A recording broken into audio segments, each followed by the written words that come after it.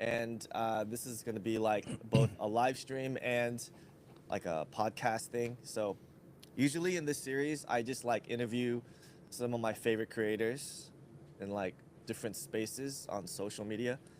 Um, and it's been fun doing the AI stuff because everyone's got like a different philosophy and workflow and background. Mm-hmm. So today we're joined by Bennett Waisbren. He's like one of my favorite AI creators and one of the earlier kind of trendsetters that I've seen in the AI space, I think for several months now. I found you on TikTok and then on Instagram. And Nice. you've been blowing up, especially. Uh, I'm just gonna give like from another AI kind of creator's kind of perspective. Also, yeah, and then like, so you kind of like started really blowing up after Sora came out, That's pretty accurate, yeah. and like it's like there's Sora's got that, it's got that look, that texture, and it's got that form texture look to it, and I'm like Mm-hmm. that's probably Sora, but like it's not easy to come up with like, you know, the kind of body horror like cryptid zoology kind of, you know, it's like a cryptid human kind of mix that you did that was kind of like body horror and um I don't know, but It's can't hard to explain it, describe. but Yeah. yeah. I think you were the first one. You were the first one I saw do that anywhere. Nice. Nice. And then I scrolled all the way back to your 2024 stuff, and I was like, you know, were you playing with like Deforum or like some other, you know, AI stuff like locally? Not to forum. I came after that kind of. I started with Comfy UI. You know Comfy UI? Oh, oh. Yeah. Yeah. I've heard of it. I've heard it. Yeah, yeah, that's and I still use it regularly, but I don't use it as much as I did last year. Yeah. But yeah, that was my first open source, my first like foray into AI videos. That was like Uh, what I was doing. So but anyways, Bennett Weisbrand, what's your background? Like, where where are you from? Like, did you study art or social media? Like, were you online before that? Like, which I would love to hear. yeah, I my background's in like web development and graphic design. And I studied communications in school, so I really don't have that formal of an art background, but I've always like been an artist and I've always wanted to make stuff like this. I just didn't have like a great outlet for it, I guess you could say. I always wanted to get into like 3D modeling and stuff, and I still really do, but I didn't make the time for it. And then these AI tools just started coming out, and like it suddenly became like way, I don't want to say easier, but more practical to like bring my visions into reality and just like really start like experimenting and iterating on weird ideas that I constantly get. So yeah, no, I basically made websites and like marketing materials for like the last 15 years for different companies. Nothing like what I do now. And now I do this full time. So like I'm like That's all in with this Instagram stuff. Yeah. that's amazing. Are Yeah. you like a part of the Instagram program, like a creator program or other? I'm in a Yeah. few programs. Yeah, I don't like without going into too much detail, I am in a few creator programs online, especially with like some of these like, video generation platforms. Like I'm in the Luma Dream Machine creator program and a few others as well. And I'm really grateful about that. It really helps a lot. But I still also pay for a lot of these services too, and it's not cheap. The credits are not that cheap, but I'm obsessed with it. And like I said, I've made it my living, so like it's worth the price for me. Like I just love making this shit. So, and can I curse? I'm sorry, I didn't mean to. Yeah. Are we good? It's fine. Okay, Yeah, we're gotta good. ask. Nice, nice. Yeah, yeah. You never know what the rules are online. They're always changing, and sometimes it's like you can monetize even like early on by saying something. It's weird, but Yeah, I it love your is. background. It's so different than what I thought you would be. I thought you'd be like maybe some kind of visual artist. Um, because I was up here. I was just in the wrong profession for the longest time, so it was kind of just a matter of time before I, made the change, I yeah, guess. But that's sorry, amazing. Like, didn't mean to interrupt you. is there any was there any crossover in skill or talent or mindset from what you used to do compared to what you do now with AI? Oh yeah, 100%. I mean, just a lot of tech, like computer proficiency. Like I said, hang on one second. Camera's getting weird. I was a graphic designer and I still technically am, and I use a lot of those skills still. Like I use a lot of Adobe products, like Photoshop, After Effects. So I bring a lot of that into what I do now, just for editing my pieces and just like, yeah, I would say there's definitely some amount of crossover, but you don't have to be a graphic designer to get into this stuff. It does help though, you know. Interesting. Yeah, So, helps in did you some study ways. graphic design in college or high school? No, no, I was a Oh, communications major, which is not really what I'm doing right now career-wise. I guess I can talk pretty well. I guess maybe that's like one transferable thing. But no, I didn't study any type of art back in school. I never even took art in high school or anything like it. I just always have been drawing. I've always been an artist, but I never got any formal education about it. yeah, I found that like people who, go somewhere in life with art come from all backgrounds. Like me, like I went to art school, but I never saw success, even Hmm. though I've done like exhibitions and whatever, but like Nice. I never saw any success. And then this AI thing came out and it's been fun. It's been a ride, Hmm. you know? It's super Yeah. fun, man. And I think that's like really key to succeeding in this space. Maybe any space is like finding the fun in it and kind of being a little obsessed with it too. And I'm like really obsessed with it. Like I stay up really late most days and I'm just like toiling away the hours on this stuff. So yeah, it's a lot Yeah. of fun. Yeah, that what you did with Sora, I think it was like one of the movements of AI, we could say AI art on social media. That was a big change because a lot of creators started to, you know, go viral based on your idea. And I think you're a trendsetter in that sense. And now it's like you moved on. I think directly after that, what blew up was the You Are What You Eat series, which is very interesting. Yeah. Yeah, that's definitely been Yeah. a big one. The ones that were like blowing up the biggest were like the really uncanny body horror ones with like the weird half human creature types of things. Th- Hmm. Um, those like really blew up a few months ago, and ever since then, it's just been like a different story altogether. But yeah, the You Are What You Eat series, that's definitely blowing up now too, and I'm really happy about that.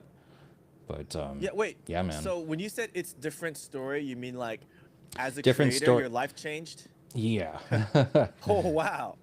Yeah, I mean, just like the opportunities, like the follower count, I went from like, well, I just got a lot of followers in a short period of time. I got a heck of a lot of views, man. Like I don't like want to come across like I'm bragging. I'm just trying to tell like a story, but like one of my top viewed reel right now is like this close to crossing 1 billion views with a B, and that's like crazy to me. Dang. Yeah. And yeah, so like ever since that video was uploaded, especially like it's been just blowing up and like yeah, it's intense. But all I can do is just keep making more videos and hope that I stay on the grind and I stay Yeah. viral. It's crazy, Yeah, man. I saw your account before that series came out, I think, because I saw Hmm. your Instagram go over 1 million and now it's at like 1.3. It's Yeah. like every week or month. It's like Yeah, man. adding a couple 100,000. It's like, Yeah, wow. for Yeah. sure. It's crazy. It's How was that surreal, feeling, man. man? It's that's such a good question. It's surreal and it doesn't feel real still. Like I don't know. I don't know what I am now versus what I was last year. Like how people perceive me. Now suddenly I'm a big account, but like I used to be really tiny and like I would look up to big accounts and feel like can I reach out to them? Should I ask them like I guess I'm kind of a bigger account now and it's just weird to make that transition. Like I haven't mentally made that transition yet, but yeah, it's Wow. crazy. So, how do you do the audio? Like, do you use like Audio or 11 Labs or something? I it's a mix between recording my own stuff and like, 11 Labs occasionally, sometimes other sources. Hmm. Yeah. And I should just like preface everything with I'm probably not going to go into like super detail about my entire kind of process, But I'm Oh happy to yeah, like yeah, yeah, yeah, yeah. I'm happy to like touch on like some of the at a high level, just like some of the tools that Sure. I rely on. Maybe not all of them, but like it's kind of been a thing where like I've been trying to decide lately like how much I should like show versus how much I shouldn't. Because I used to stream my workflow a lot. Like I would just stream myself Yeah. making stuff, and I like noticed very soon after that, like I was getting all these copycats and all these people that were just like doing exactly what I was doing, which is like fine, I guess. It's kind of like it is flattering, but it was also some of it was like really identical to what I was doing, and I'm like, oh dang, maybe I should peel this back a bit because like I don't know. So it's kind of something I'm like figuring out right now as far as like what I give out, and I don't want to be a gatekeeper, but also like this Yeah. is my business, and so I'm just like trying to navigate this the best that I can. Yeah, because I come at it from like both angles too. It's like I've I've created like my own stuff, and then I've been influenced by other stuff, and then and then you've shared stuff live stream, but like people can copy it close when they see your exact workflow, and then Hmm. people can copy it like maybe less close if they use like for me, I use ChatGPT and I get it to watch videos for me. I'm like, Oh, let's nice. recreate that in this, let's like any AI or non-AI video, I'll just use ChatGPT. I'm like, hey, what do you see? Tell me what you see. Tell me more. And then it like remembers it, and then it just Nice. like, and yeah, it's That's crazy. sick. But Yeah, like, that's yeah. and then so I did see a lot of copycats after you, which was like, yeah, it was crazy because I Hmm. was also trying some of those ideas, like, and kind of seeing like what would happen because Sure, sure. um, it's just cool because it's cool to watch. It's Yeah, yeah, fun, yeah. yeah. That's No, and it's amazing. it's it's totally cool. Like, I mean, it's not like there is a like for the most part it's fine, you know. Like Yeah, it's not like I created the body horror style. I certainly did not, but yeah, no, I mean it's certainly flattering.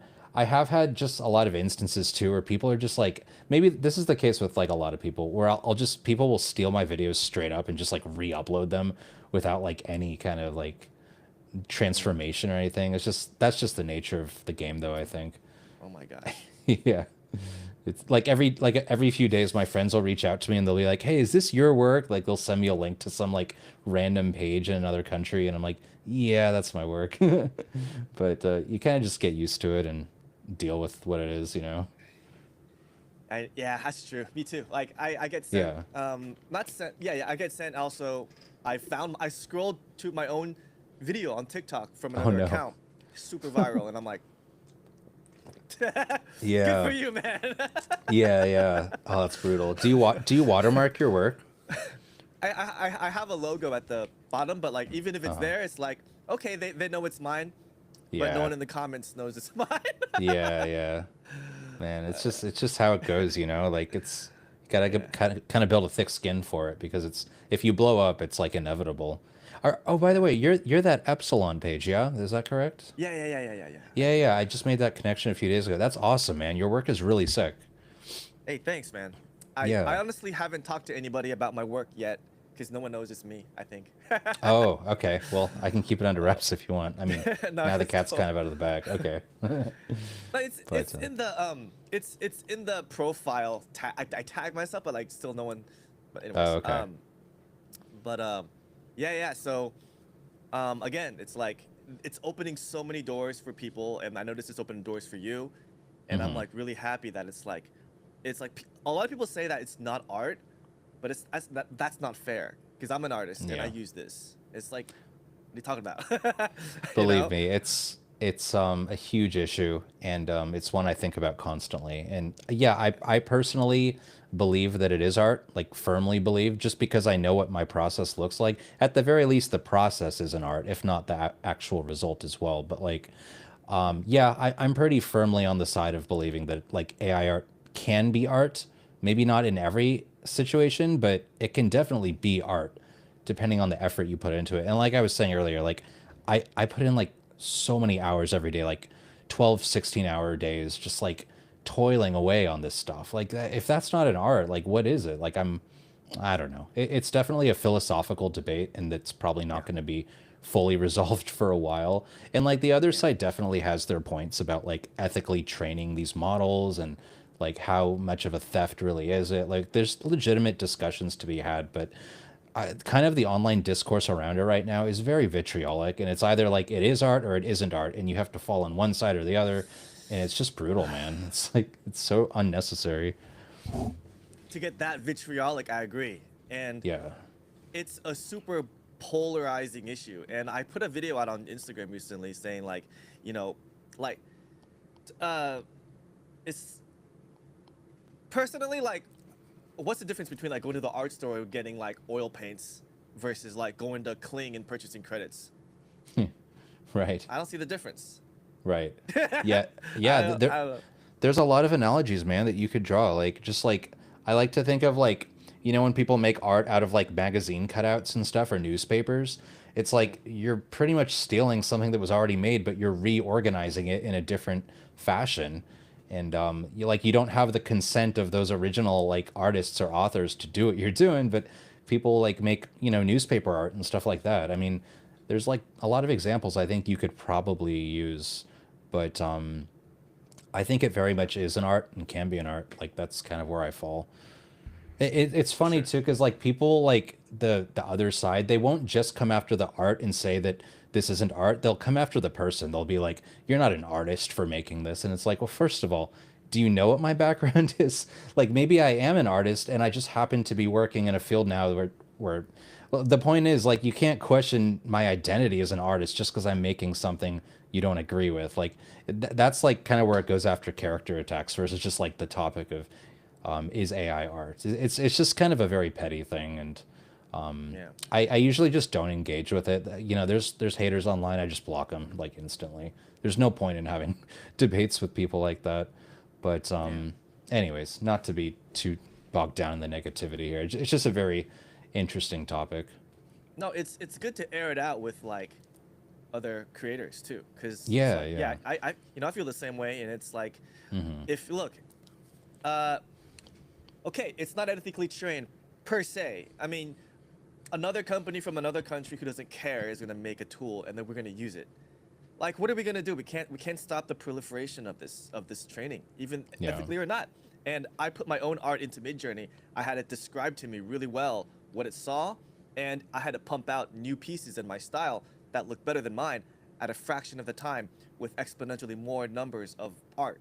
And it just blew my mind. And I realized it was over. It's over for us. Like, not in a bad way, but like Right. in terms of making a body of work, it's over. Like, I could spend, a month creating 4 drawings, right, that are like this big Yeah. because they're really Yeah. detailed. Or I could just draw one piece and then just like have Midjourney just create the rest of the body. But Yeah. that's No, besides the point. in terms of just like efficiency, it's game over. You're right about that. Like there's no competing with like a Midjourney replicating your art style and all that sort of thing. But I think like I don't see like physical like art going anywhere. Like I think there will always be a place for it. Just like when photography and Photoshop and all that came along, like people didn't stop drawing, like we've always been creating analog types of creations, and I don't think that's going to change here. I just think the commercial viability of art is what's going to change. Like when it comes to like commercial needs and working for a corporation, those are the ones that are going to be using AI, obviously, because it's efficient. But I don't see like artists going anywhere necessarily. Some of the jobs, of course, will be, replaced, but the actual like people are always going to buy hand-drawn creations from human beings, always. There's always going to be a market for that, and I won't believe otherwise. Like it's just too valuable. It's a changing landscape, man. It's just like it kind of is what it is. It's a new paradigm, and it's way too disruptive to resist. Like you can resist it if you want, but like you're going to have to change careers if you resist it, because as an artist, you're not gonna get along in this world if you don't play nice with the AI tools at this stage. That's my belief. Like you can remain an artist, but you have to learn the new tools because this is the most disruptive technology that's like ever existed, that's ever come out. And unless the grid goes down, there's no stopping it.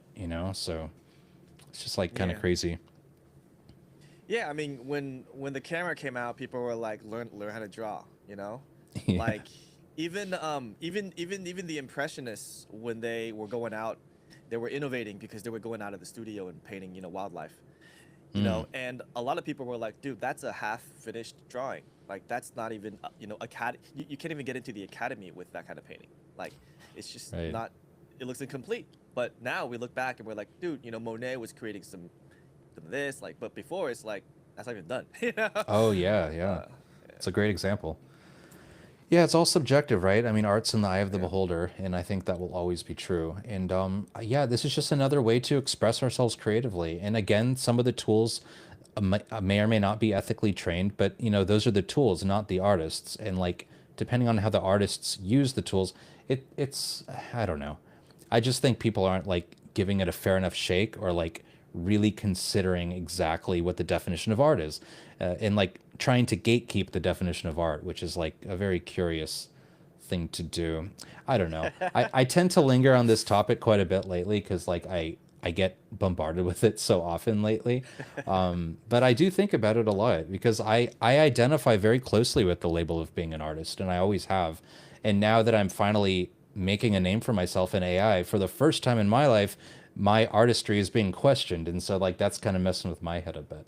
And so I have to like think, wait, are they right on some level? Am I really not an artist? And so it kind of messes with the head of it. But um, That's yeah, amazing because you're a self-taught designer, self-taught artist. So yeah, that's a different camp than someone like me who kind of studied it throughout like junior high, high school, college.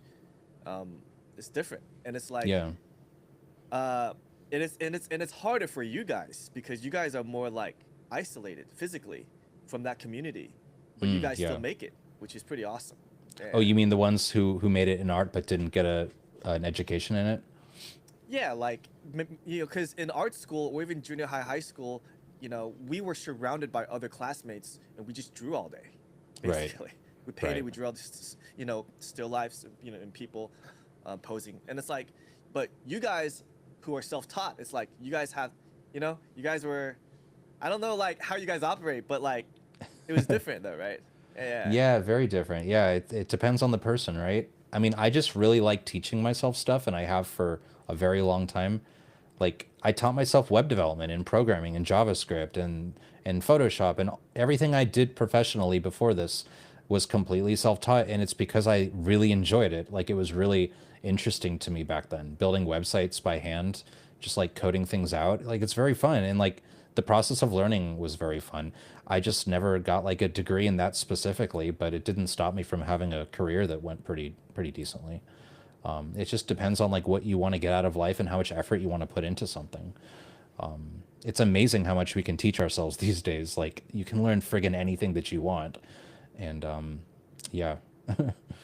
how much of your process is coding and how much of it is prompting? Oh, like these days with what I do right now. Yeah. I mean, I don't really touch code these days. It doesn't really involve itself in what I do. Just because I'm purely making like art now, like I'm making videos and stuff. Like, I haven't been coding much. I've been wanting to get into the whole like vibe coding scene that I'm hearing so much about. Yeah. So I'm probably going to get a little bit back into coding soon, but just because I want to make some games and stuff, I've always wanted to make video games. Yeah, seems like a good time to try doing it. But yeah, I don't do any coding for my videos at the moment. So what's like, I have a two-part question. What are your inspirations visually and conceptually, as well as like what is your ideal scenario in the future? Like what would you like to do with this in the future eventually? Okay, yeah. So my inspiration is maybe more abstract than something that I can like point to directly, but I'm just very fascinated, I think, overall with like the more visceral aspects of existence and humanity and just like kind of the things that we don't really talk about, like the pains and sufferings that we go through and just kind of hide under the rug and don't feel like discussing. I like to think that like my art like kind of brings that through a bit, like this abstract type of suffering that like I don't know. I just think it's honestly a really tough question to answer, and it's something I think about a lot. Like, where really are these ideas coming from?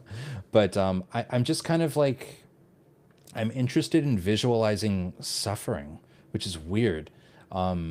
But I'm just kind of, I don't know, I'm fascinated by how like arduous our existences are. And I like to use art as a way to express that in like a very realistic, vivid way. And then what was the second part of your question? I forget. Oh yeah, the inspiration. So visually, conceptually, I think that nails it. It's kind of like a intangible concept, right? It is, Um, yeah. yeah, and eventually, where would you like to take this? Like, what do you have like a mind map or some kind of visualization in your mind, like where it's like, dude, that would be really cool if I made a movie out of this, or if I made like an entire IP out of this, or if I made a video game out of this, something like Yeah. that. Video games would be sick. For me, like the thing I think about the most, I think, is more so on on like the side of like making art, just purely art, and maybe I, I don't know. Like I want to find a way to like market these pieces as standalone art pieces, and maybe NFTs are the space for that. You know, it's very possible, or even just maybe like I don't know. I want to sell these somehow as like displayable art pieces, like maybe moving picture frames or something. I more so like I really enjoy the short form kind of content as opposed to like the long form narrative based content. And I feel like I really excel at that. Like these weird morphing faces that morph for like 10 or 20 seconds. Like I feel like I've really nailed that specific like aesthetic. So like yeah, I just I would like to turn that into like an art piece of some kind, maybe in an exhibit or just like something that people put in their homes. I haven't fully fleshed it out in my head, but that's where I'd like to take it, you know? Publicly displayed animations. Hell yeah. Or you just go to like a gallery or an event or like any kind of venue and you just see like this big tall like screen that has like a looping animation that I made, just like a really hyper realistic, yeah, whatever it is, you know? Have any agents, galleries, or events come to you? Yeah, I had my work featured in an art gallery last year. It was kind of like an AI focused gallery out in Hollywood. I live just north of LA, so it was like down in Hollywood, and it was sick. I have videos of it on my Instagram. Like all like 360 degrees, all the walls were projected with like a bunch of artists' stuff, and mine was one of them. And they just like showed some of my older stuff. It was really cool. Had a chance to go there, and it was crazy. And just seeing everyone's reaction as it was like on the walls, it was unreal, man. Like it really made an impression. I want to do more of it. So, what kind of video game would it be? Okay, I mean, I don't know, like survival horror or something, or just like something like a psychological type of horror game. I think maybe because I'm really good at. I don't want to say really good. I don't know. I guess I'm good at making like really unnerving faces and like facial expressions and looks that like really trigger a certain part of your brain that like something's not right here. I really are like I really enjoy making horror that's like not overtly gory and bloody, but just something that's like very off-putting, very like unsettling, and Yeah, yeah, yeah. I've only seen like the label, like, you know, do you want to watch this? It's I only saw it once. It's when the dude was eating the ear. oh, Now, you saw it on that I one? I noticed a lot of your a lot of creators, the issue is with censorship. Now, Yeah, how do you I even face that a lot because I've generated some, I'm not sure you have too, insane, like visually just, dude, you cannot show that because you're gonna get yeah, banned. Like, yeah. how do you generate so many videos that curb that? It's like it could be, but it curbs it very well, and then you could like get away with it. Honestly, man, there's really not an exact science. Like it's kind of just a matter of it takes courage to like really believe in a video and believe in its potential to go viral and just post it and pray that it's not going to get flagged and removed because that has happened, especially back around Halloween time when I was getting like I was really leaning into like the body horror type of like bloody zombie types of thing. I think blood is like one of the main ones that Instagram just like instantly gives you an issue with. Like I had a few videos that were like instantly removed or yeah, instantly removed back around Halloween. But yeah, as far as like how to avoid it, again, there's not an exact science. You kind of just have to like go with your intuition most of the time. And also, like, no two platforms are the same. Like, TikTok is a lot stricter in my experience, unfortunately. Just in the last few weeks, I've already had a couple of videos removed, and I got a warning, and I think almost a strike. I hope I didn't get a strike. I'd have to double check, but I got in trouble on TikTok, because of the videos with like the really heavy set, the like the fat guy in the water at SeaWorld. I got that removed because it was deemed as like harassment or something, hateful or harassment. Mm. And it wasn't even like violent or gory. It was just like offensive, apparently. So you never really know what guideline you're going to break on these platforms. And it is frustrating as an artist who wants to just express themselves. It's very frustrating. But at least lately, Instagram has been like very forgiving of my work. And, you know, knock on wood there. I don't want to jinx it. But yeah, I, I kind of just mostly avoid the really gory stuff these days. As much as I would like love to generate stuff like that, Instagram's not really the place for it. I think if anything, X would be the better place to put the really like brutal, gory types of stuff because X is a lot less regulated. Yeah, Yeah. I agree. I've had like on certain videos, I've had show more on X, like the perhaps considered gory that I set either myself or X automatically put on there, which is Hmm. fine. Yeah. Is but I do notice I do get away with a lot more on X. You're totally right on that. Yeah. TikTok has been really strict. I think I also got some too, but I appealed them, and I think 70% of the time I get my videos back. You know. It's about right. About the same for me. Yeah. It's a shame how much TikTok is kind of, well, I guess it might not even matter this weekend because apparently it's about to be actually banned a second time. So we'll see if that's even What? an issue now. Yeah, yeah. I guess the ban is still in effect, but it was only delayed for like a month or two. So like it's still like Wow. about to happen unless they get a buyout. It's probably going to be gone like this weekend or something. So it might not even matter by next week. This whole thing about which would really suck because I worked really hard to build my TikTok audience. I have like 700K on there, and I worked really hard for that. So that Yeah. would be really sucky. But Yeah, that's where I found you. You know, yeah. AI is cursed. Mm-hmm. Yep. um, wow. So you don't usually, if you see something that goes really viral, how does it affect you in the AI space? Like, because that that flabby human thing from Sora, like, dude, I didn't see anybody do it. I'm not sure if I'm wrong and you actually saw something that inspired you from TikTok, but I didn't see anybody do that before you did it. Do you mean like the morphing faces and stuff? Like the No, it's like that really flabby human animal, like Oh, like the really cryptid. like the half human, like really like Yeah, fat kind of thing. yeah, Yeah, that was a weird one for sure. That was mostly just the result of like intense experimentation and like really throwing wow. everything at the wall and seeing what sticks. The beautiful thing about Sora is that you if you pay for the top plan, you can do unlimited generations, which means you can just keep experimenting. And I don't if it weren't for that unlimited plan, I don't think I ever would have like made half of what I make. Like it really has been the result of just like intense experimentation. How much percent? Okay, now we're gonna get into like the processes now. And so let's just like start from a general place, right? Because you know we're in the space, so it's like okay, generally, what does your videos, uh, what is it concerned with generatively, right? Text to text, text to video, text to audio, you know, audio to video, you know, video to Yeah. audio. Yeah. I would say that it's kind of everything. I kind of Mm, play with every option. Like I don't really confine myself to one or the other. I'm constantly trying different options: text to video, image to video, video to video. It kind of depends on the use case. Some things are really good for image to video, and it just makes the most amount of sense to do it that way.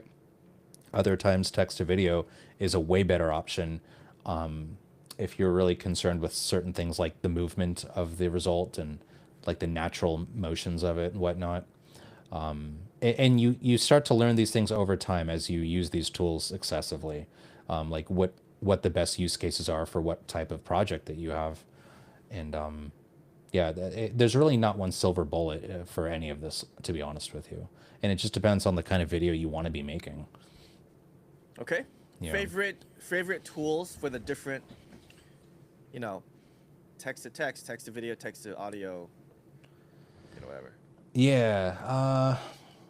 And you can speak generally. You don't have to get into it. Yeah. Yeah. I'm not trying to be weird or anything. I'm just trying to like think of how much I'm like willing to like really talk about it. I mean, I guess what I will say is that I don't even know what to give away. Don't worry about it. Yeah, like Sora is a big one for sure, but it's definitely not the only one I use. I would say Luma is very good as well. Luma Dream Machine is very good at text to video as well as like interpolation, image to image, where it like transitions between two images. Like Luma is like very good for that, and I've definitely used that many times. But yeah. I mean, Kling. Kling's a pretty common staple for people in the space. Kling is very good at text to video as well.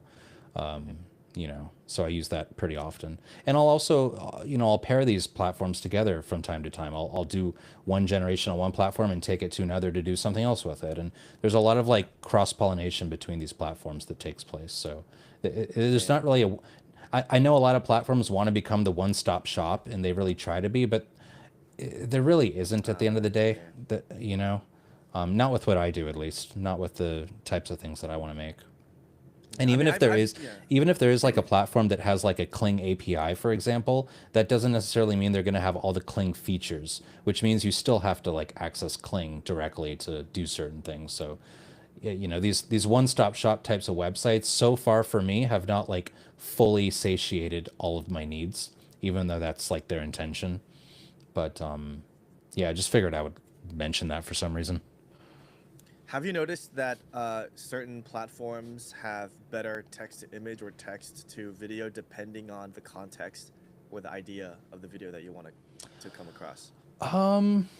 Yeah, I mean, definitely. Some platforms are better at certain styles than others. I'll just say as an example, Runway is very good at elemental types of interactions, like be it like liquid or fire effects. I have found that like Runway is like really well trained on just like particle effect types of things based on real world elements. And so if I have something that needs that specifically, I might turn to Runway and use it just for that. But definitely the different platforms are best suited for different roles. And again, that's just, you only find that out after having used these excessively over time and really like figuring out what's best for what. Yeah. So I've noticed that most of your videos, actually most all your videos, are between 5 and 10 seconds. And like, is there a reason you don't go over that? But I would say like that's part of the reason of your success is because, you don't allocate, like you allocate more time experimenting than editing. That's Right? true. Well, I spent a lot of time editing still, but yeah, I mean, the fact that they're short form pieces means I do have more time to experiment for sure. And I just really prefer the format. I really like short form, quickly digestible things and like that are good for shorts and reels. I just really like shorts and reels. I like making stuff like that. It's a real passion piece for me. So like, I mean, I do like the idea of maybe making movies one day, like with scripts and narratives, and it's great. But like, as far as what I'm doing right now, I'm actually very happy with like 10-second videos. It's just, they're very fun to make and they're very fun to push out and get really quick reactions too. Like, it's very addictive. I'm not complaining at all, So do you see any pro and cons between a longer form or a shorter form? Yeah. I mean, the pros of a longer form, of course, are like narrative and telling a story. I think that's probably the most compelling use case for a longer form. But shorter form, the pros outweigh the cons for me. Like, just like I said, like you can quickly digest it and get the message across. And also a lot of these platforms pretty much only go up to 10 or 20 seconds max for video gens. I just really like to quickly convey ideas or messages. And this is the best way to do it. yeah, I guess that's my answer. How long? Yeah, how long were you on social media before you played with AI, and what was your first AI experience visually like? Nice. That's a good question. Yeah. So I've been on social media forever, like as long as it's really been around. Instagram, Facebook. I never really went anywhere with it. I would try and upload my art and stuff and try and go viral here and there. Nothing ever really worked or stuck, you know? Not until the AI stuff. Like the AI just like was so transformative in my life. And it really started around like Midjourney. Before I even got into the video stuff, I was messing with Midjourney a lot, and that's kind of what inoculated my whole interest in the whole AI thing. And then Comfy UI came around, and I learned Comfy, and that was like a year ago now, like maybe last March, and that's when my account finally started to grow. Like for like the last 10 years, I was at like 1,500 followers, maybe, well, anywhere between. Yeah, I was in the low range, and then suddenly it just blew up because I started posting reels aggressively. I just and I still post reels aggressively, which is probably why I'm losing so much sleep. But like, I just post reels constantly, man. Just like, and I'm on a set schedule too. That's a big one as well. I think the consistency, as well as like a structured schedule. I think these platforms really like both of those things. And but yeah, it's just crazy. Is how much percentage of your workflow is manual and automated versus automated? At this point, it's pretty much like 50-50, I want to say. Maybe that's not correct. Maybe it's more like 70-30. Like as far as the audio and stuff, that's probably the most manual process at this stage because I spend a lot of time nailing the audio. Like I said, I record my own sound effects. I do use 11 Labs, but I also use things like Artlist and YouTube and other sources. And that's a big part of it. And I also spend a lot of time post processing, upscaling, like color correcting, and playing with frame rates and the speed of the video. I play with that as well. I do a lot of stuff after the fact. It isn't just that I generate a video with the prompt and then it's good to go. Yeah, these videos take me hours. So we're at the top of the hour almost, but I wanted to make sure that we're okay with time if you're able to go over a little bit or if, you know, I'm fine. Yeah. we're at time. All right, cool. Yeah. Yeah, so Do these yeah, normally run for an hour? usually over, Okay. but you know, there's just so much to, I guess, discuss, but like depends on you and what has been on your mind recently regarding like where the tools are going and how much human input do you think will be required this next year? How much human input as far as what? Like past the beginning stages, like let's say you get the agent to do this and then it'll kind of like run with it. Like how much do you think it'll be offset to agents this year versus like the whole process being human before? You mean strictly as far as like videos, like the types of reels and stuff that we do and whatnot? Yeah. It's definitely not gonna be less. It's only gonna keep being more, especially now that agentic AI is like really taking off. And this whole thing about MCP, I haven't like looked into it too much, but I don't know how familiar you are with the whole idea of like just AIs talking to other platforms and doing so much of it. But yeah, I don't see it getting.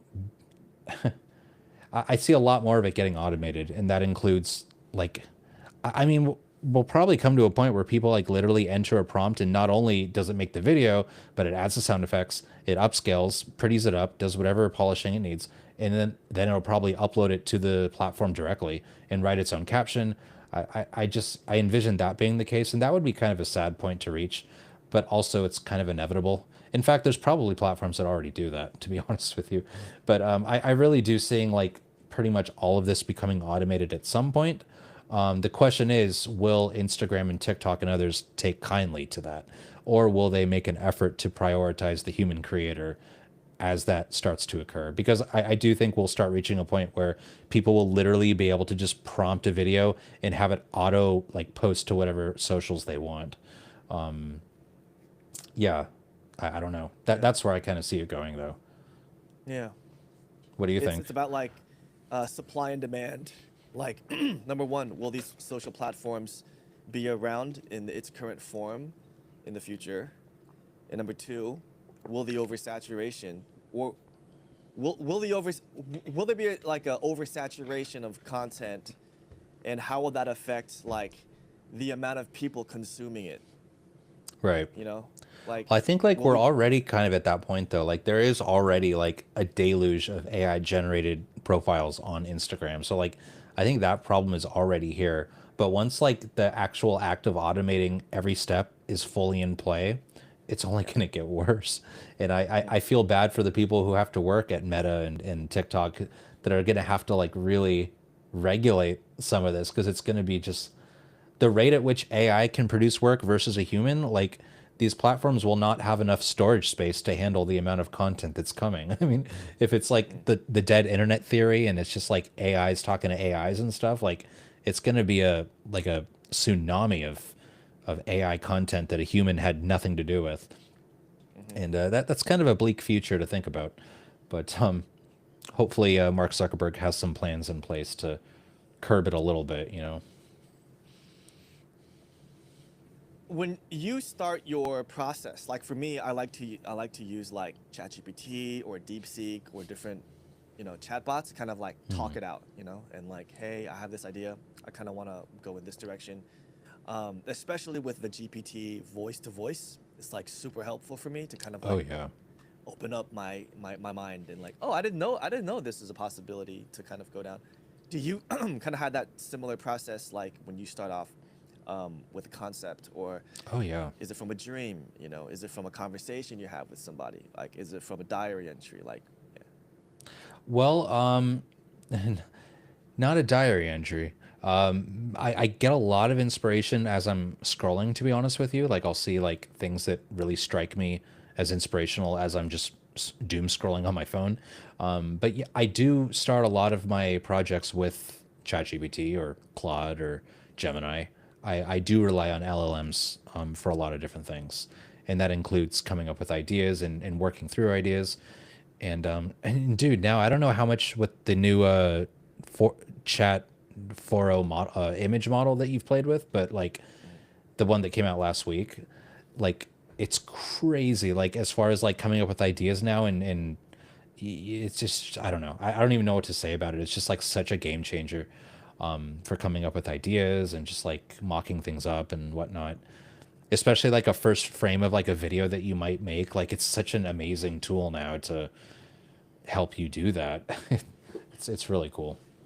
It's cool when it's Yeah. not rejecting your prompts. I get a lot of rejections, and that really sucks because it kind of stifles creativity, and it is what it is. But yeah. Sometimes, DeepSeek will kind of come out with a prompt, and then it'll retract it at the end, and so you got to Oh find a yeah. way to get that information before it retracts it. Oh, Uh, DeepSeek does that? Not saying that's what I do, but someone's got to like either screenshot what you see, so you can like get another LLM. Like there's a lot of tricks to kind of create uncensored outputs without like, yeah, even with ChatGPT, like, Oh yeah. you do voice to voice, and then you get it to create scenes, and if it thinks it's too gory, it'll retract it like on text. Mm. So it's like you have to find a way to get it like on paper without you having it in the history in ChatGPT. It's like there's all these loopholes you have to go through just so that you can get your information. I know. Um, Believe me, I know. It's such it's a pain.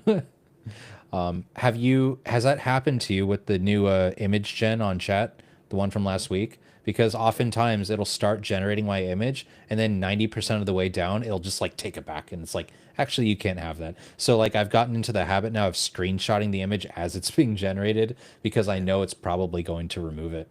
It's kind of ridiculous, but yeah. Yeah, I mean, I've had to do it with text, but regarding images, I've had that happen where it pulled it away. Or, it just straight up said like, yeah, content policy, we can't help you. Yeah. But You got to get creative too with like when you're writing a prompt for a video or an image, like like these LLMs will help you get creative even if they won't overtly obey your orders to like write something unsafe for work or whatever, like you can get clever with it and then feed that into a video generator and get good results. But like you said, like you got to be clever, you got to be creative and kind of work around the systems. And Like, it, you know, like I even made a mistake of replacing blood with milk in my prompt because like it couldn't, like every gory verb or noun you use, just like replace it with a, you know, and then there's, it's, yeah, you have to be clever with it. yeah. Sometimes it doesn't work. It just gave me a bunch of cheese in my video prompt. Yeah. It's like, Nice. what? I wanted to replace the blood with milk, and you gave me. Anyways, yeah. That's crazy. Um, Yeah, it's unpredictable, man. Have you heard of a Nemotron? I don't know if people no one ever really talks about it, but it's kind of like NVIDIA's LLM that is kind of like pretty good, and it's not it doesn't it's pretty uncensored is what I'll say. I don't know if it has any censorship, but if I want to write like a really juicy like visceral prompt, and that's kind of like an insider sort of tip. Like I don't talk about Nemotron that much. Yeah, it's called Llama 3.1 Nemotron. So it's like an NVIDIA model, and you can just Google it and find it. But it will not fight you on your request usually. So that's a pretty fun one to play with. I've noticed DeepSeek gave me the best text to video prompts for like just overall, you know. DeepSeek Really? it was really good at, yeah. And like Interesting. sometimes I would take a prompt from GPT, and if it didn't give me like the changes I wanted, I would put it into DeepSeek. And then sometimes DeepSeek would pull back, but I would already have the screenshot by then.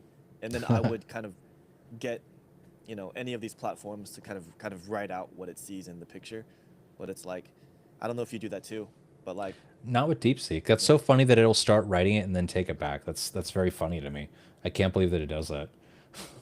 it thinks and then it writes and then it says, sorry, I can't help you. You know, it's That's what it is. ridiculous. Yeah.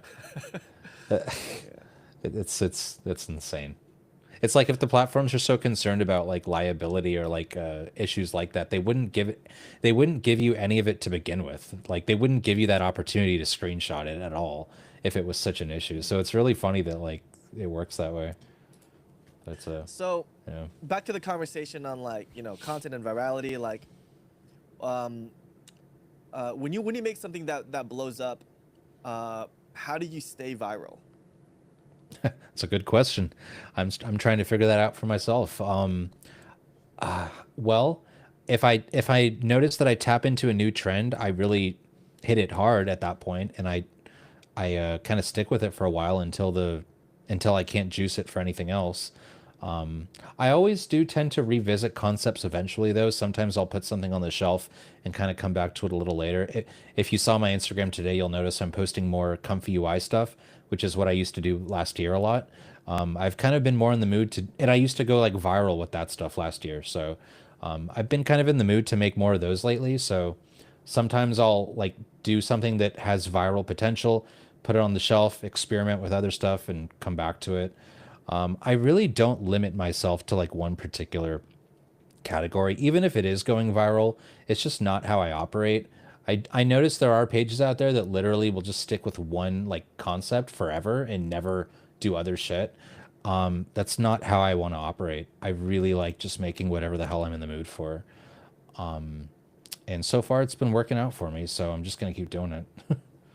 So how much of your percentage is past viral content and how much percentage is experimental content? Good question. Huh.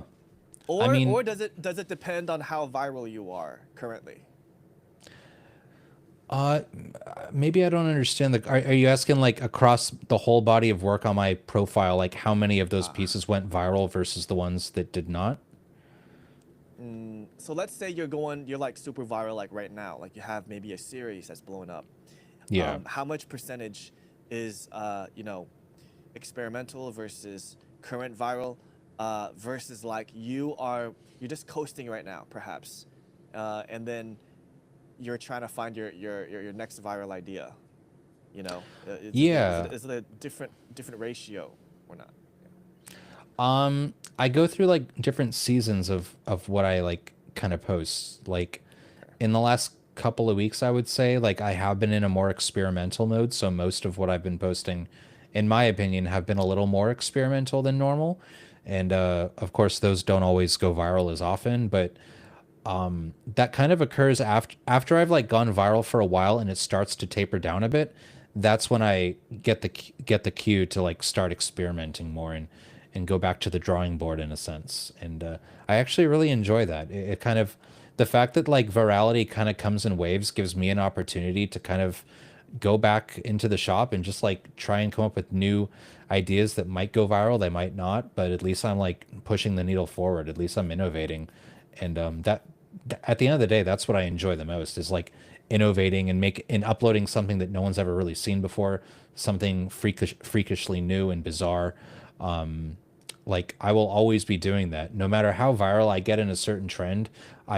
I don't think I'll ever want to silo myself off and just do that. That I would be betraying myself as an artist if I did that.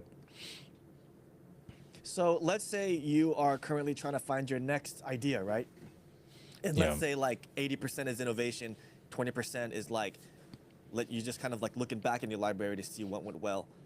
How do you split like let's say you have like 5 or 10 series. Like how do you rotate that within the 20% outside of your innovation that you're doing? So you mean in my like uploading routine, like what percentage of that is me like pulling out old viral hits versus the experimental ones? So Yeah, like like let's say yeah. like 80% of what you're doing right now because you're trying to find your new idea. Yeah. 80% is just like trying new things. 20% is like how do you decide which videos to upload within that 20%? Well, okay, so maybe this will answer your question. So because I post 3 videos a day, that kind of gives me an opportunity to like kind of hit multiple boxes every day. And I try to always at least post one video thematically that does have a history of going viral in that category.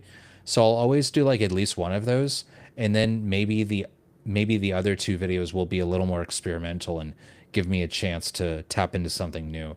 But I pretty much always post at least 1 or 2 videos daily that do have a track record, or at least like that style of video, you know? Hopefully that answers your question a bit.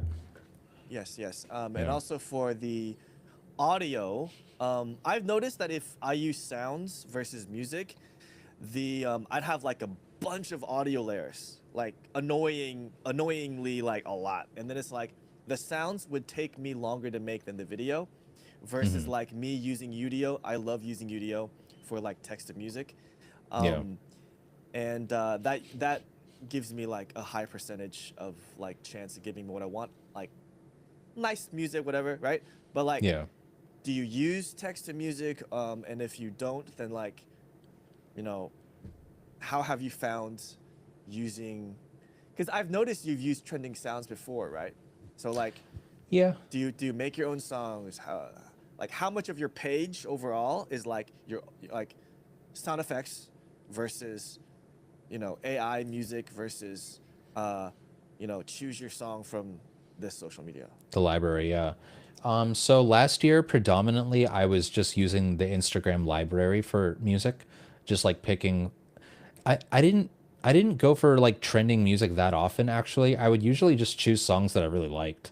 Like I really like a lot of like electric, psychedelic, trippy types of things, and I would just use a lot of those songs because I really like them, and I went viral a lot of the time by using them. So it wasn't for me. It was never even really about using trending audio.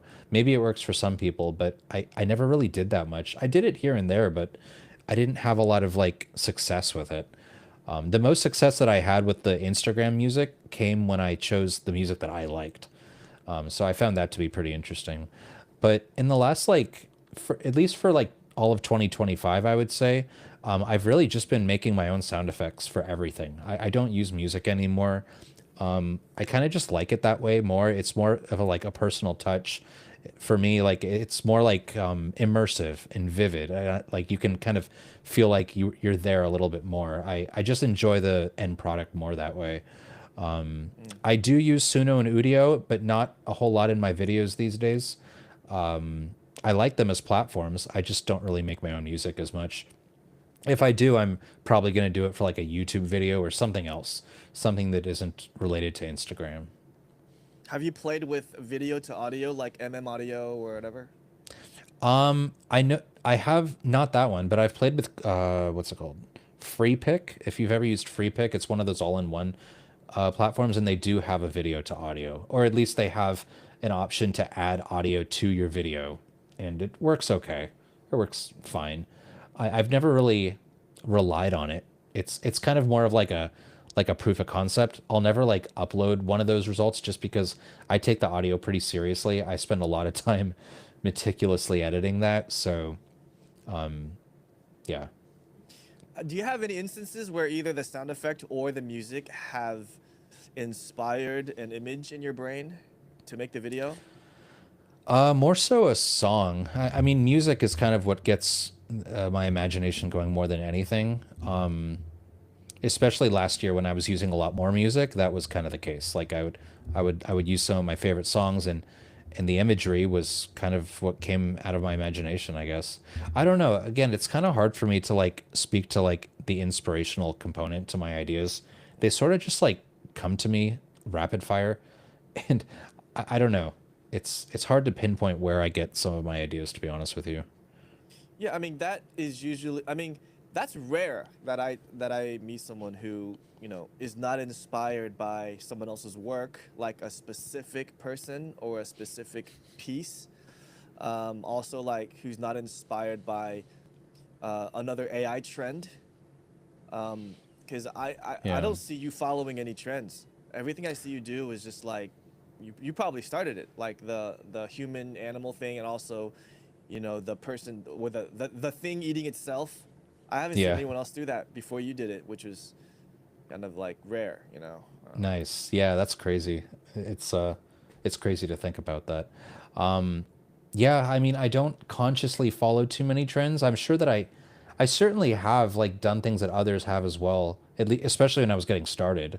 But these days I definitely stick to like the trends that I've established.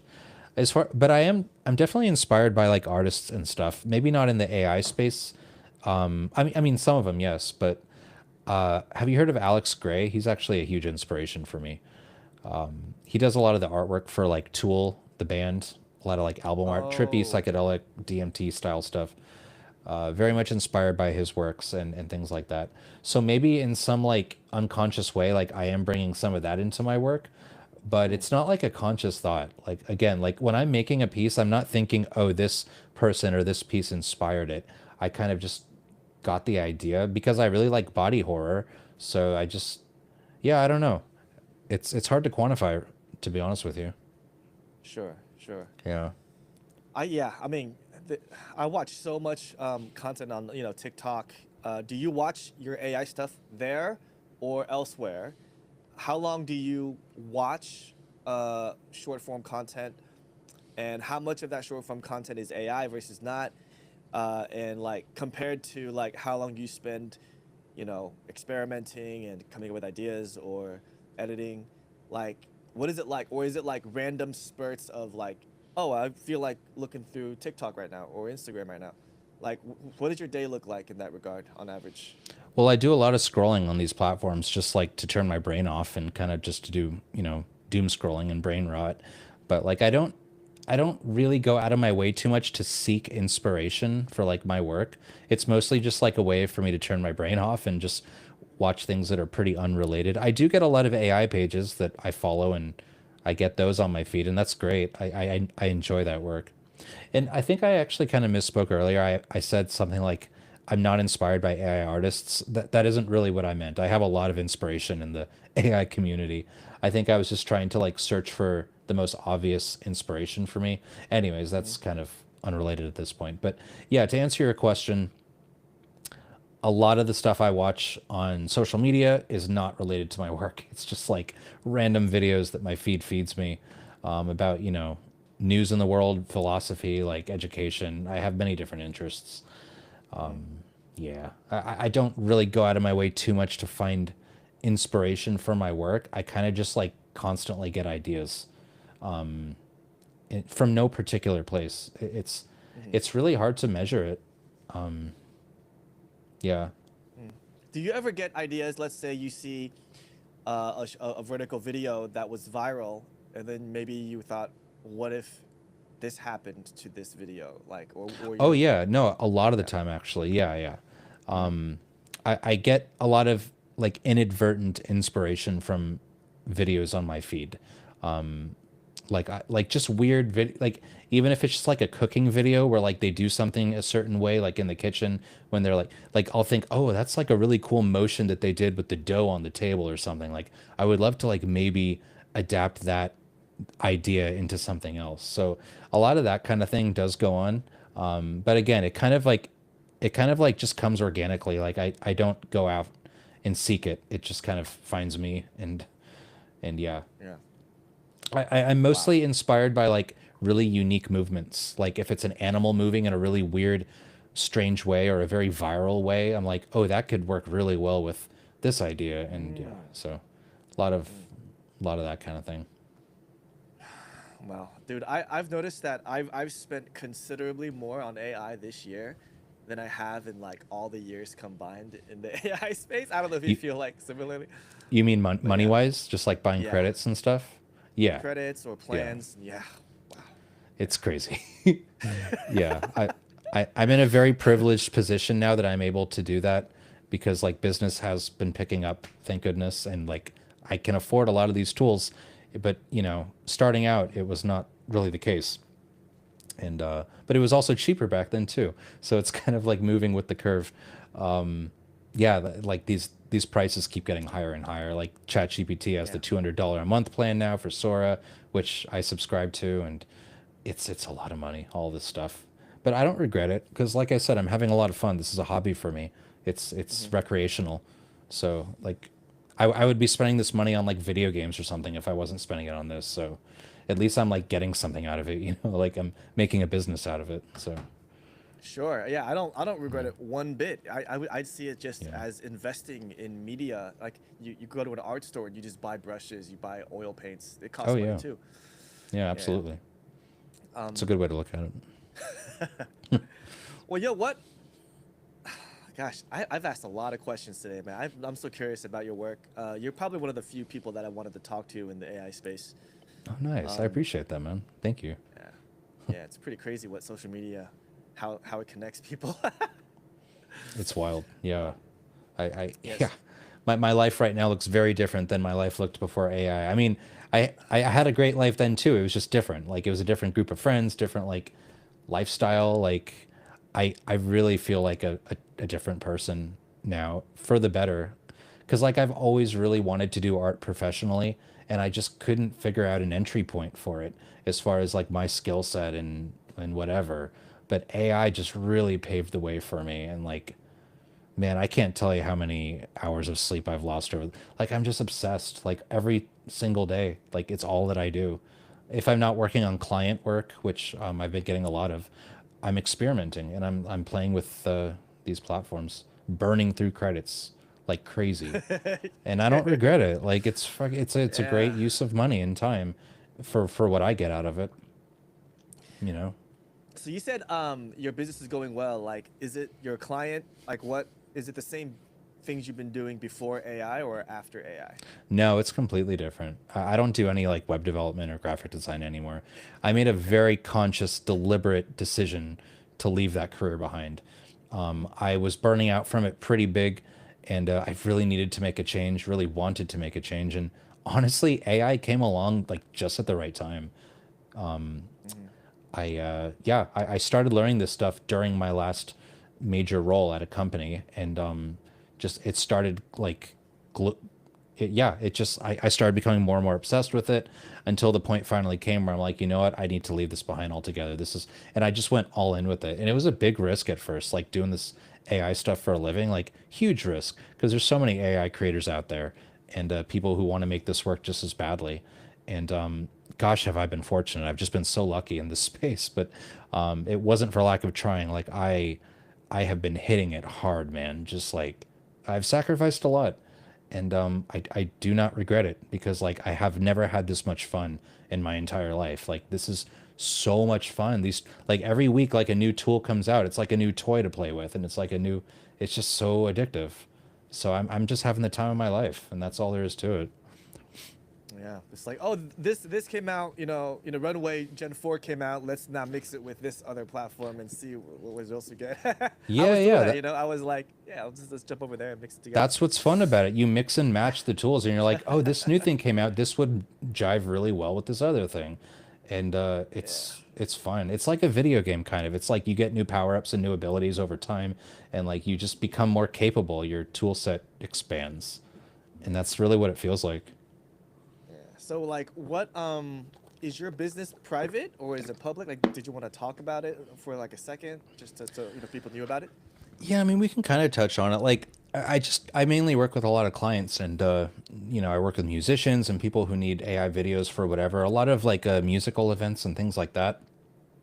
I get a lot of clients in that space. So, and Instagram has been the main channel for a lot of that. I get some inquiries on other places like TikTok and whatnot, but I would say Instagram, if it's good for anything, is good for networking. Networking on Instagram is really where it's at. If you can grow big enough, even to like 10,000 or 20,000 followers, you can start to get some pretty decent interest from clients.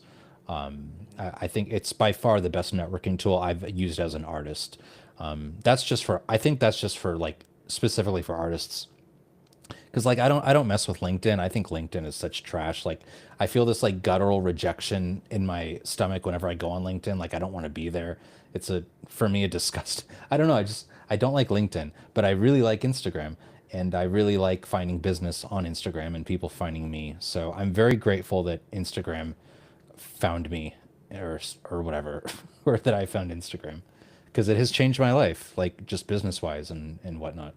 It's great. So Instagram, YouTube, TikTok. I'm Not guessing even these are YouTube the. yet. I Wow. want to grow big on YouTube, and I've been trying. I have not cracked the code yet on YouTube. I'm starting to finally grow a bit.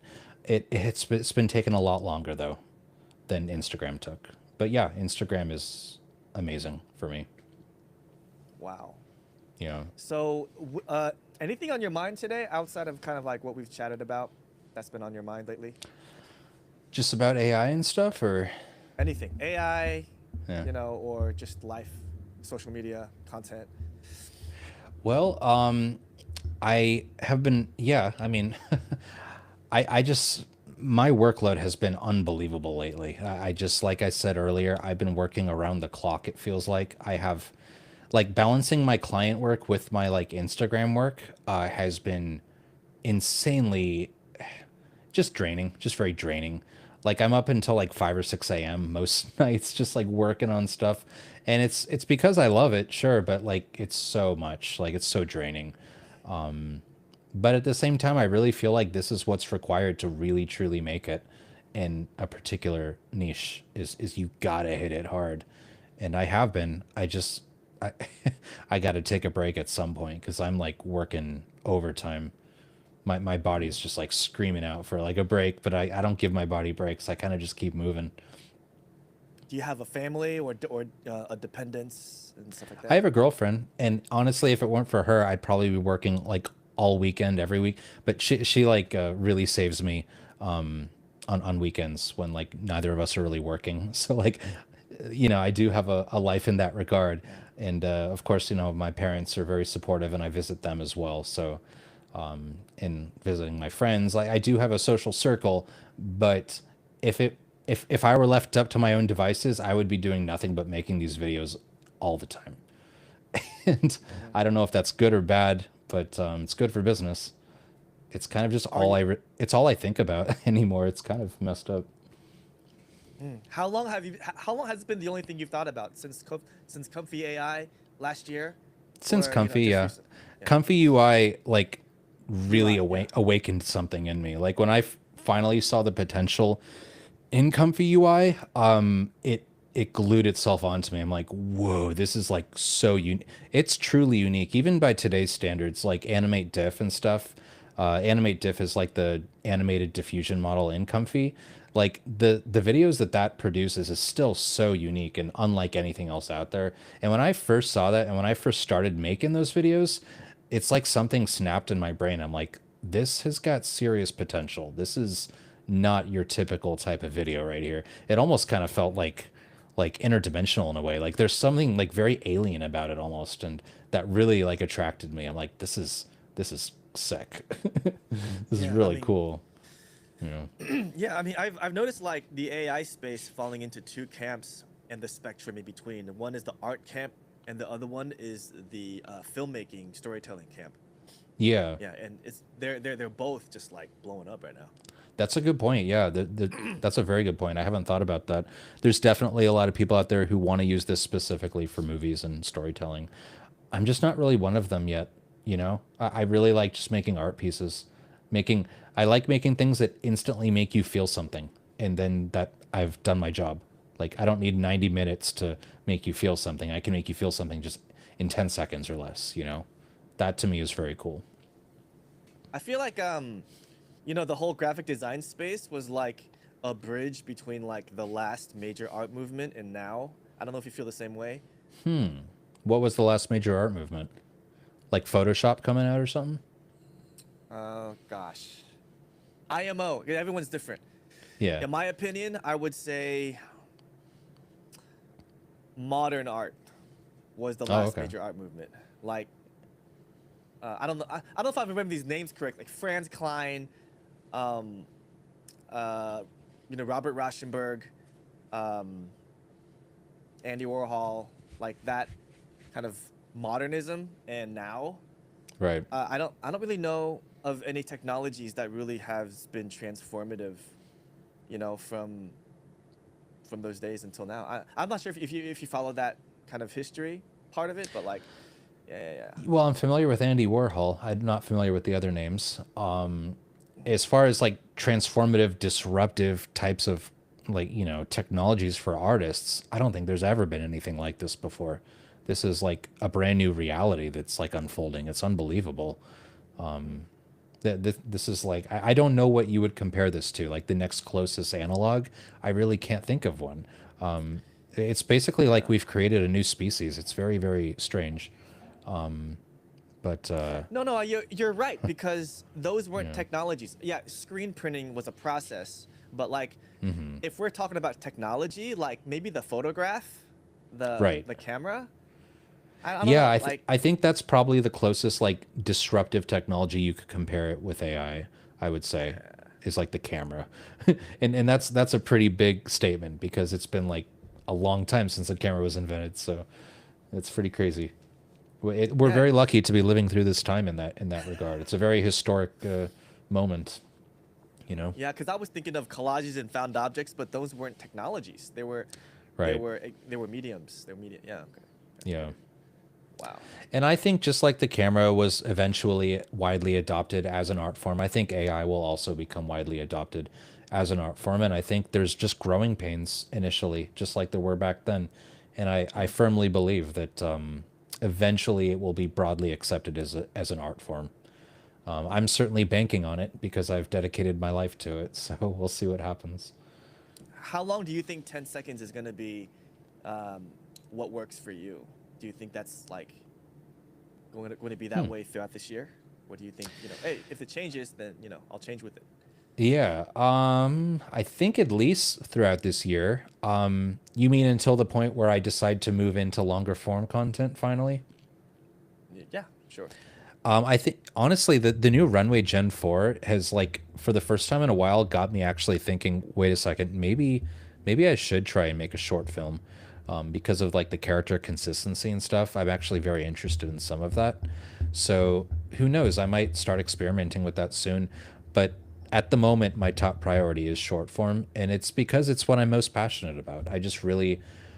I enjoy the medium, the format, and I like the thought of people eventually hanging a huge picture on their wall of like a moving version of my pieces. Like that's very attractive to me, you know? Wow, that's very arts. That's very artisty.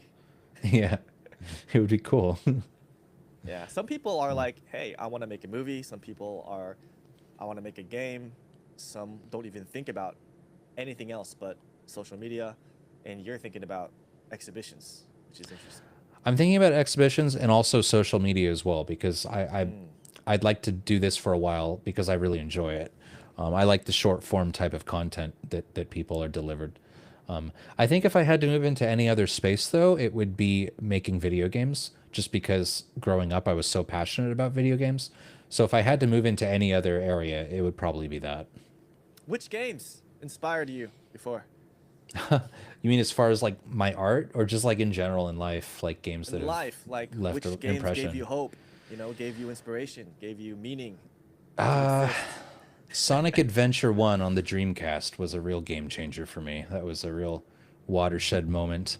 A lot of the old Harvest Moon games I was really into for whatever reason. I really like the old Farm Simulator games, and then Stardew Valley. And then I really like a lot of first person shooters, like Half-Life 2 was very formative for me. I played a lot of that when it first came out, built a computer to play it, and that kind of Wow. changed my life in a lot of ways. I'm like, whoa, first person shooters are awesome. This is sick.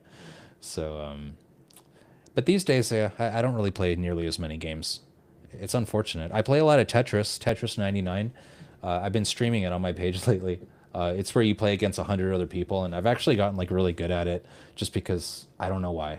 Me and Tetris, I've been. It's like the one game I seem to be like really good at.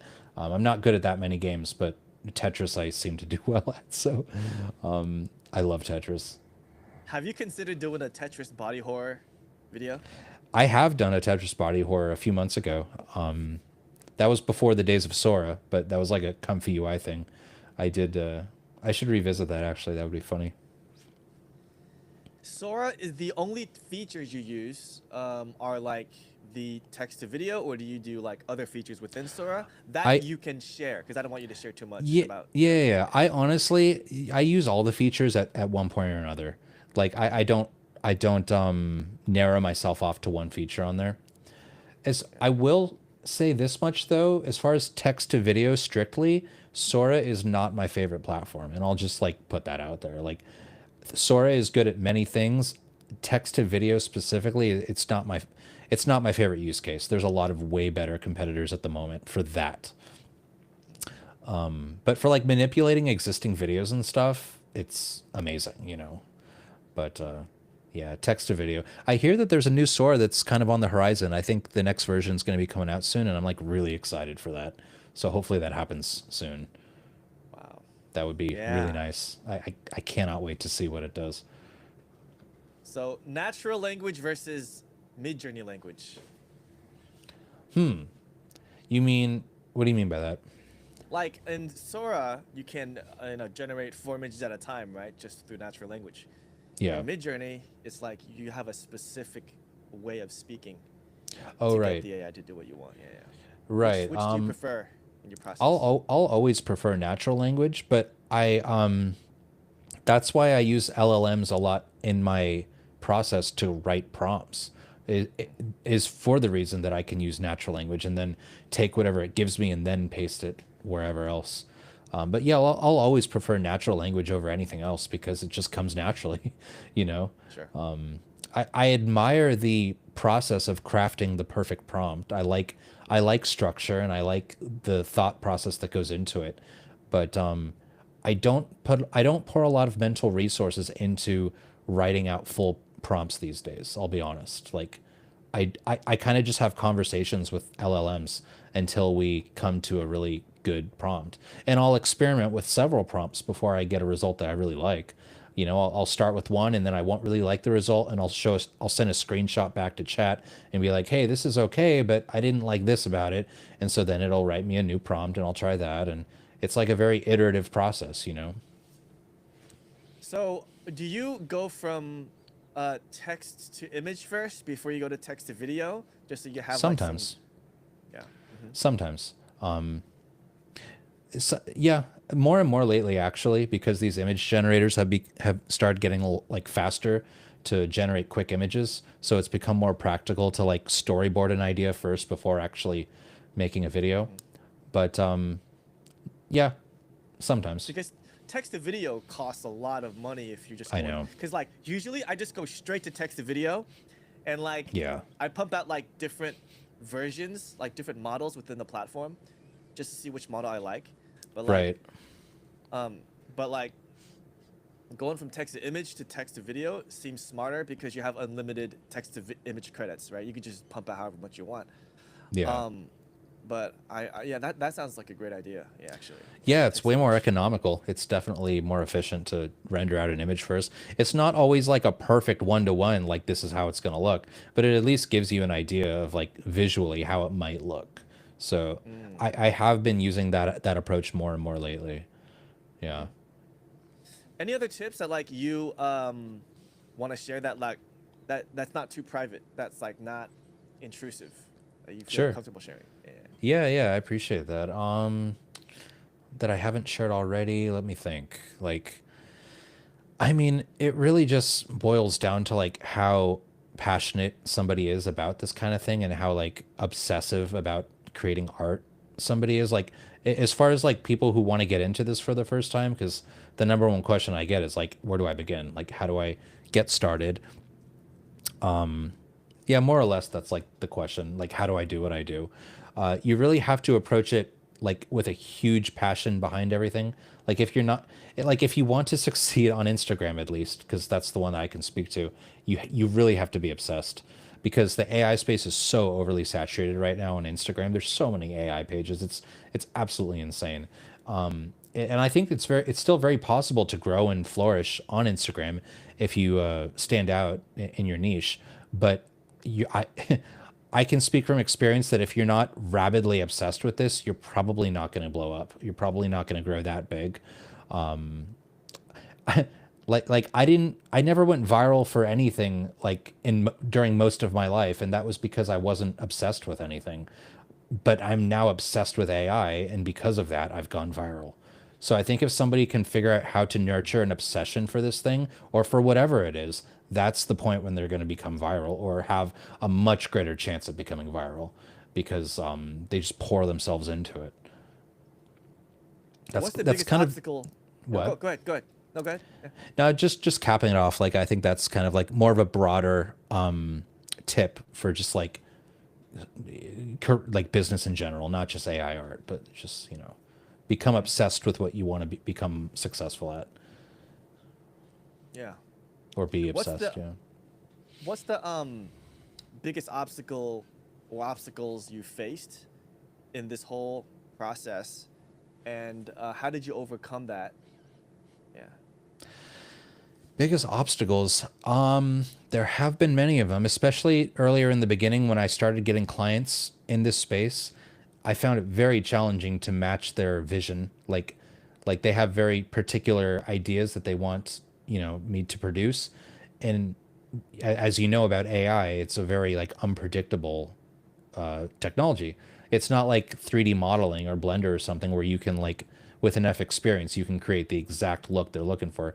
It's you really have to experiment a lot and like reprompt and re-roll and like do all these things to like satisfy your clients. And a lot of the time, especially if you don't know the tools very well, that's very difficult. Like people really like there's this misconception that it's just so easy to just write a prompt and get exactly what you want. But like when it comes to doing AI professionally for like clients who have a vision, it can be such a challenge to really produce what they're looking for. And there's really no clean solution to it other than practice and just like getting experienced with the tools. So that was a really big one for me in the beginning. It's gotten a little easier over time. I still face technical challenges, but that's a tough one. Yeah. I see. Yeah. All right, man. Cool. So I hope that was a we've good covered a enough lot. answer. I don't. Yeah, No, yeah. that's a cool answer. But Okay. yeah, where can people find you on social media? It's Instagram and TikTok. Is that right? It is, yeah. TikTok is ai.is.cursed. Yeah, tiktok.com/@AIscursed. And then the others, Instagram and YouTube are the same. It's just my name, Bennett Waisbren, at Bennett Waisbren. Yeah. Awesome. Awesome, man. Well, thanks for Sweet. coming on. Like, this is the end of the podcast, and like, I know it's live stream, so like anything we say after this is just like whatever. But I mean, we covered a lot already. I think so, Um, yeah. but like, dude, are you open to like doing any kind of like? Because I've been interviewing other AI creators, as well on this page. Mhm. Like some kind of like down the line, open to idea of like a mastermind session. Like, what do you call that? a round Like a table or master class something. or something? Yeah, like Ra- something like that, like a really closed entry access kind of like thing where like we all share like some part of our process to a degree with people who like are dying to learn that we yeah, don't like, want to share publicly. oh, it's Right. like more of an exclusive offering where people can like access it at a premium To or be something. honest, either we do like a like some kind of like free round table, like we all have our different processes, Mm-hmm. and as I interview more creators, we just bring them in like just to hang out, or like some kind of exclusive thing. I don't know. I don't know because it's just popped up, Yeah, the sounds idea, but awesome. Yeah, I'd be super down for something like that. uh, yeah. But I just like talking to other AI creators because we've all been through so many like similar hurdles and obstacles, I think. Dealt with the same types of interactions online as far as like support and haters and all that kind of stuff. Like there's so much to like share and exchange. So yes, my answer would be yes. I would love to do something like that. anything you wanted to ask me or like about like what we talked about before we kind of finish off stuff? Uh yeah, I kind of wanted to like ask you about, and you don't have to spend too much time talking about it because we're at the end, but like I All noticed good. you have like quite a large following on YouTube. That's like really friggin' cool. Like how, in a nutshell, did you achieve that? Because like YouTube is the one following I've been kind of struggling with more than others. I'm finally starting to grow, but like I said, it's going a lot slower than the others. So I'm just kind Mm. of curious.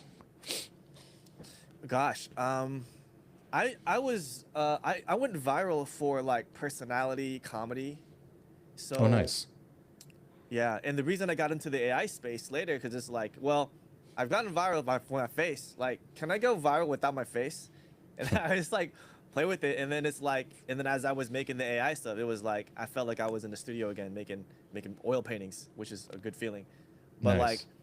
yeah, like I just used the person. I was I was a full-time teacher, and I was just like doing personality comedy on the side, and then it just blew up. And then early on, before Shorts was called Shorts, um, YouTube was already putting 9 by 16 vertical videos in the algorithm before they even announced that it was like before they even publicly announced it like on Right. the mainstream, which is Hmm. crazy because like I saw my videos like, oh, it was on the Shorts. I didn't even know. Um, but it was really early on in 2020 where it's like I was putting my TikToks on there.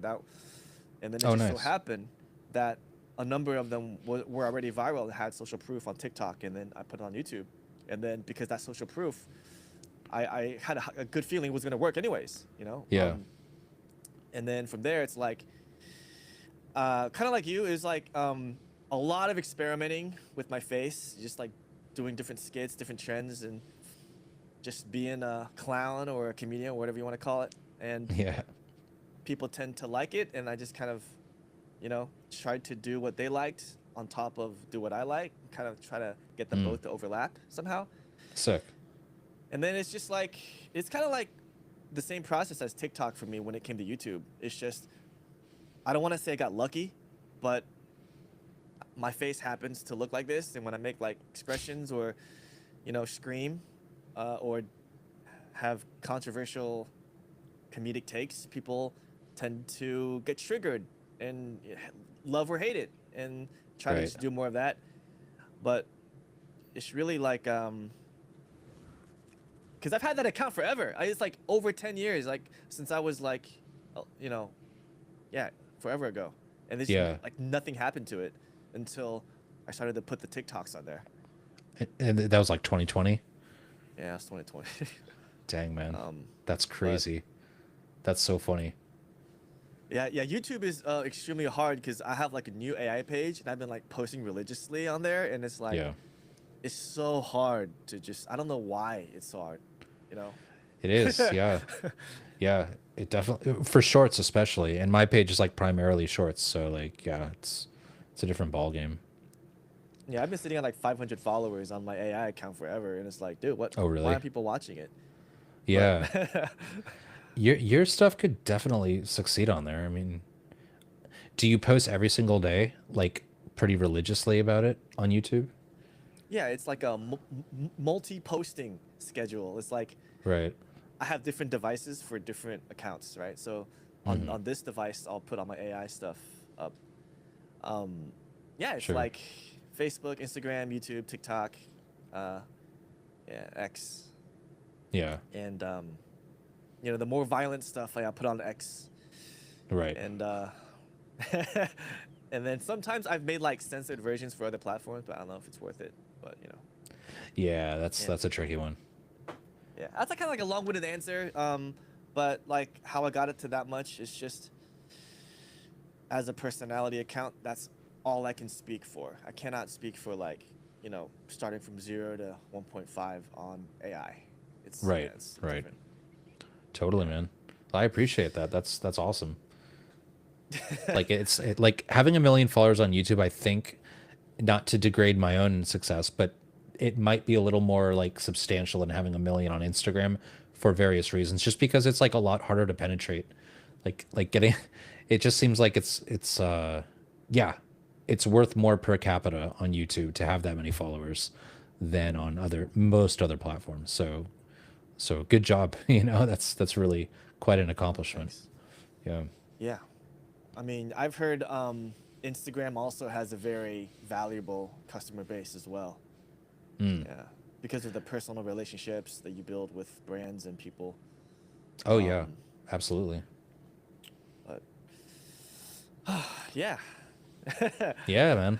Well, hey, let me know about that like roundtable stuff and whatnot. I really enjoy this kind of format. I'm actually thinking of starting my own podcast as well. It's kind of been just bubbling on the side, but it's something I'd like to make happen. I really just like talking to people about this stuff and just about other stuff in general. I know most of what we discussed was AI today, but I have many interests, many sprawling interests.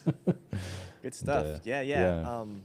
I mean, part of it is just because like I don't get to talk to anyone because I'm always working or I'm with my kids. So it's like, and even the people that I used to, you know, hang out with, it's like it's very after the family and after the social media, it's like everything changed, you know. Yeah. Yeah. The people. Yeah. And Definitely, it's good to meet man. people like this, you know, like you and you know and a few others that I've talked to. So Yeah. yeah, It's important, man. It's good to connect with people who are in your field and just like talk shop, you know. It's fun. yeah, for sure, for sure. Cool, man. Well, this was a lot of fun, dude. I really appreciate it. Yeah, yeah. Thanks for coming on and agreeing to hang out and chat. Yeah. And this will be yeah, it should be in like a Google Drive within the next day, and you know hopefully, you know you could archive it, listen to it, and see see what you want to do with it on social as well. So Nice. Yeah, I might clip it apart and do some like social stuff for it. So very cool. Thanks, man. All right, Bennett. So have a good night. All right. Have a good night, man. Take All right, care. you too. All right, you too. Bye. Bye.